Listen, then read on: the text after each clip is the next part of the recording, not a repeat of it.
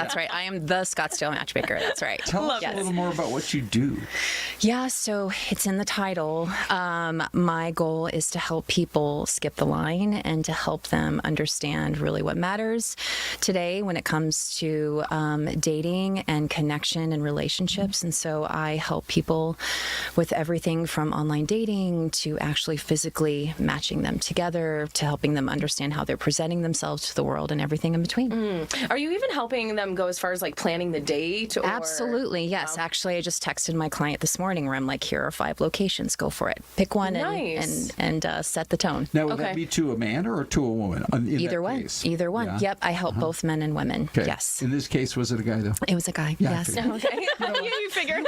Probably can't think of 5 spots to take her, so you better choose from this. That's right. That's right. Hey, sometimes everybody needs a little nudge here and there, right? Yeah. Honestly. That's exactly right. I've been married for 47 years. I can Oh my use goodness! a Congratulations! Of 5 restaurants. Take her name to. Yeah. Anyway. I know us married couple, we get stuck in this same cycle. Yeah. Right? It's like, we're just going to our favorite place. Yes. Like, all right. Yes. When are we going to switch it up, right? Yeah, exactly. But we're here to talk about a couple different topics for this time of year. It is spring. Yes. People are spring cleaning their home. That's right. But let's spring clean our dating profile. Yes. How do folks do that?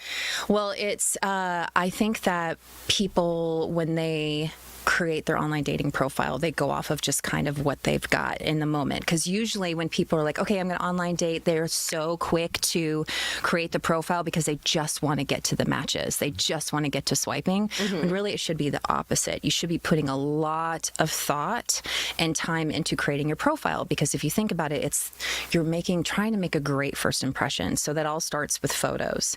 So you want to have amazing photos, headshot, full body shot, and you living your best life, whether you're pictures of you hiking or pictures of you out and about with friends or pictures of you with your animal, things like that is going to create to where someone looks at your profile and says, oh, this is what it looks like to date this person. I'm actually surprised you said headshot. Is that what Yes. folks are looking for? Or does that come across like, wait, too professional?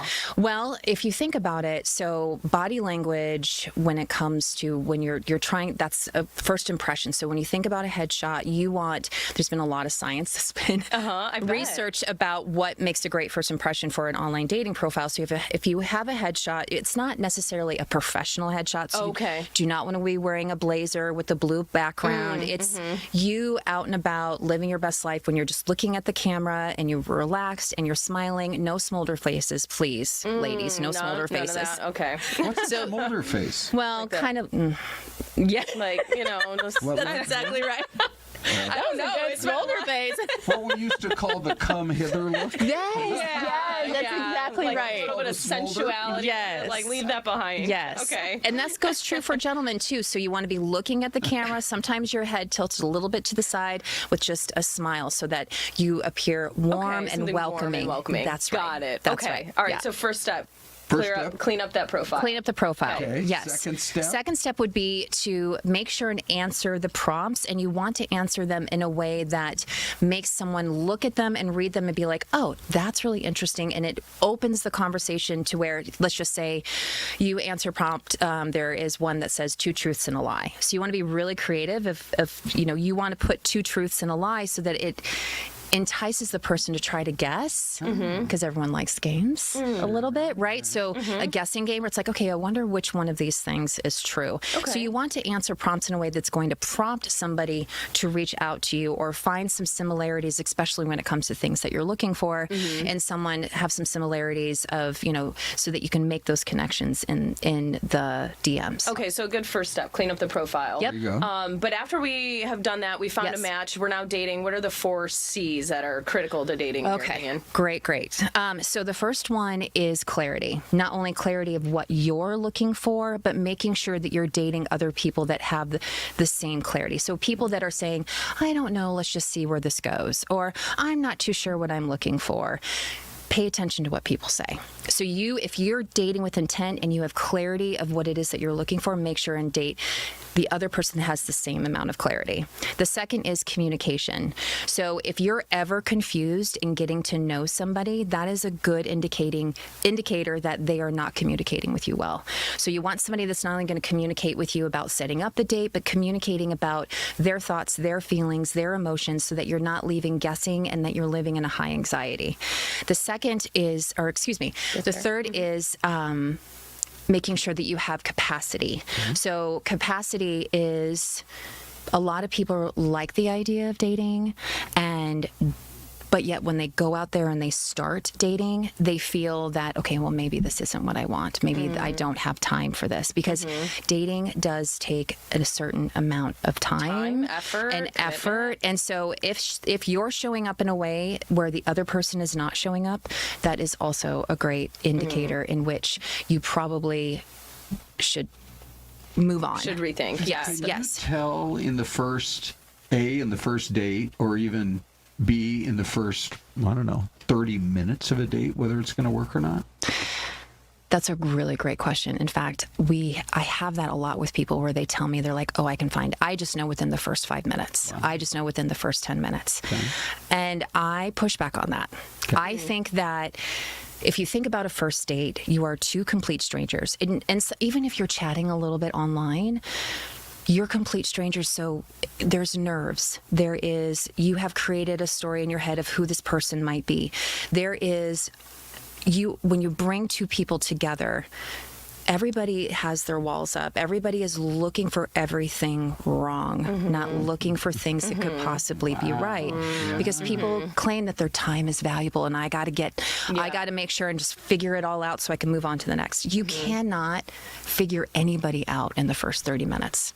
That's my philosophy. You cannot do that. But that's a great question. Give them a little bit more of a chance than that. Absolutely. The last C is consistency. That's right. Consistency is, how are they continuously showing up? So, and not just consistent in the great moments, right, where it's exciting and it's, we have momentum and this is great. But when you have some kind of adversity or something, there's a little hiccup. Is that person still consistent? Are they still showing up, or are they not communicative? Are they backing away? Are they not willing to have those uncomfortable conversations with you? So you want to make sure that someone is consistent, because what happens is that those people that are a little bit more anxious, if the person is not consistently showing up, it's going to create a lot of anxiety within that relationship, and ultimately it will burn out. I see on your list here 3 dating habits to ditch. Now, this is also in the spring cleaning category. That's right. So we already walked you through your profile. Yes. Now you're maybe on date number 2 or 3. That's right. Kind of a thing. What do you do? So I think that people need to really pay attention to the red flags. So when we talk about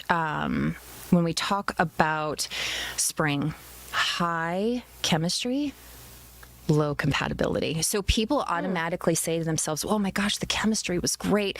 Okay, maybe they're not this, and this, but I love how I feel around this person. This person is so exciting to me. So I tell people to ditch. I want people to replace the word chemistry with curiosity. So when you leave a date, you want to walk away and be like, oh my gosh, that person was so interesting. Okay, maybe I didn't feel all of the fireworks and the sparks, but there's something about them. I'm curious to know more, because if you think about like your marriage for so long, you want to be with somebody that you're just constantly growing and you're curious to know more. Like even myself with my husband, there are still things I'm finding out about my husband that I didn't know. So you want to ditch chemistry. You also another because thing. that can be fleeting. Yes. Right? And just as strong as it comes on is just as quickly as it can leave. And so what I always say is chemistry is biological. Attraction is something that we're really striving for and that we really want in a relationship. Another thing that people need to ditch is stop having standards.